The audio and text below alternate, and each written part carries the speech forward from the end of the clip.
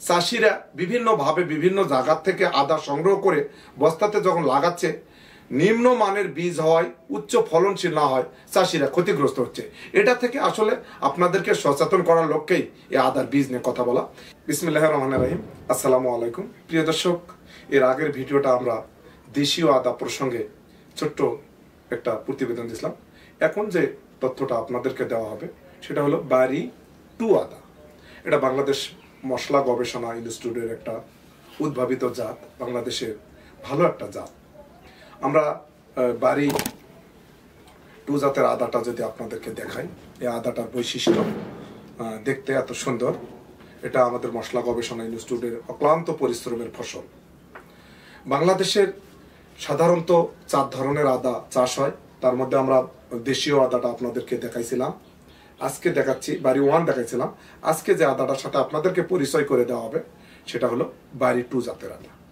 এই আদাটা অত্যন্ত ঝাঁঝালো, সুগন্ধি এবং খাইতেও ভালো, রসালো আদা। এটা বাংলাদেশের একটা সুনামধন্য জাত ছিল, কিন্তু এর চেয়েও ভালো জাতগুলো আসার কারণে অন্যান্য জাতগুলোর প্রতিও চাষির অনেক ভালো দিক আছে। যেমন এখানে আমার এটা দেখছেন তারাগঞ্জে, বাংলাদেশের নাভি বলা হয় তারাগঞ্জকে, এখানে এই জায়গাটার নামে এই আদাটাকে করা হয়েছে।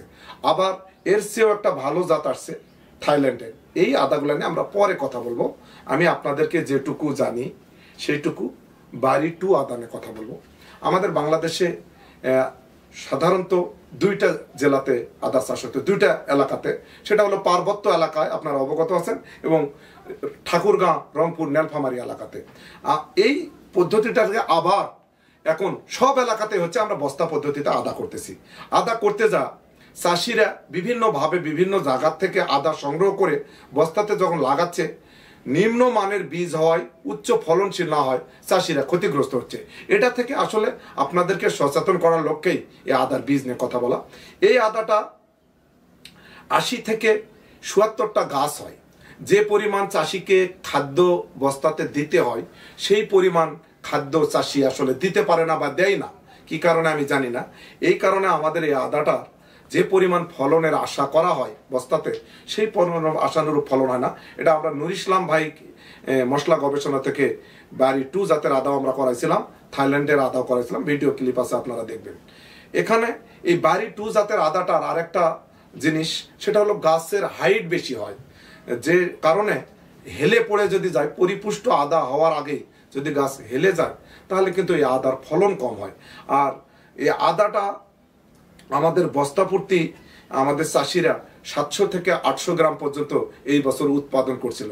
700 থেকে 800 গ্রাম উৎপাদনের যে পরিমাণ খরচ হয়েছে, আদার যে দাম, তাতে আশানুরূপ ফলন না হয় চাষিরা হতাশাগ্রস্ত। এখানে আপনাদেরকে বলা বাহুল্য, তারপরে বলতে হবে, আমরা উৎপাদন খরচ যদি বেশি করে ফেলাই, সেই তুলনায় যদি উৎপাদন না হয় এবং দাম না থাকে, তাহলে আমাদের চাষিরা সেই বস্তা টেকনোলজি বলেন, আমাদের এই নেটিং পদ্ধতি বলেন, আমরা একটা নতুন পদ্ধতি নিয়েছি যেটা নেটিং, এটা নিয়ে একসময় আপনাদেরকে অবগত করব। এই কারণে আপনারা যদি উচ্চ ফলনশীল জাতগুলা না করেন, বাড়ি 2 জাতটা করেন, তাহলে 700-800 গ্রাম বা 1 কেজি আদা দিয়ে আমাদের কিন্তু যে দাম, এই বছর দাম কম হওয়ার পিছনে কারণ দীর্ঘ অক্লান্ত পরিশ্রম মশলা গবেষণার বিভিন্ন কৃষি অফিসের, আমাদের মতো সচেতন কৃষকেরা করে আমরা বস্তাতে প্রচুর পরিমাণ, আমরা এখন যে গ্রামেই যাই সেখানে আমাদেরকে ডাকে নিয়ে যাওয়া হয়, ভাই আসেন আপনার ভিডিও দেখে আমরা আদা চাষ করছি বস্তাতে।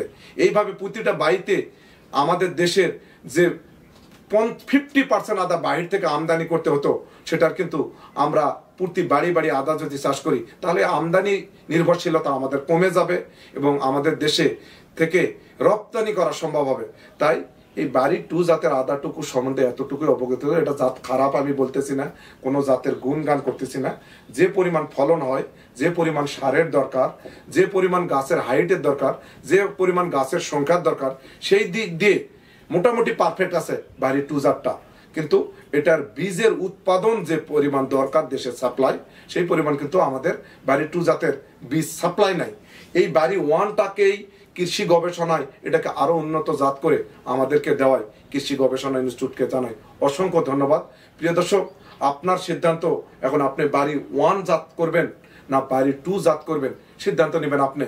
এটা 300 থেকে 400 গ্রাম উৎপাদন করতে সক্ষম হয়েছে আমাদের দেশের চাষি। এটা 700 থেকে 800 গ্রাম পর্যন্ত আমি কিছু চাষি কাছ থেকে যে ভিডিও ক্লিপ বা সরাসরি কথা বলে পাইছি, এটা পাইছে। এখন আপনি সিদ্ধান্ত নেবেন বাড়ি 1 করবেন না বাড়ি 2 করবেন। প্রিয় দর্শক, এই ছিল আমাদের বাড়ি 2 জাতের টুকিটাকি তথ্য। এই তথ্য দিয়ে যদি আরো কোনো কৃষক বা আরো কোনো কৃষি গবেষক যদি আরো ভালো কিছু দিতে পারেন, তাহলে আমরা সেই তথ্য দিয়ে আদা চাষে বাংলাদেশের সর্বোচ্চ জায়গা যাওয়ার জন্য চাষিদেরকে আগ্রহ তৈরি করছি।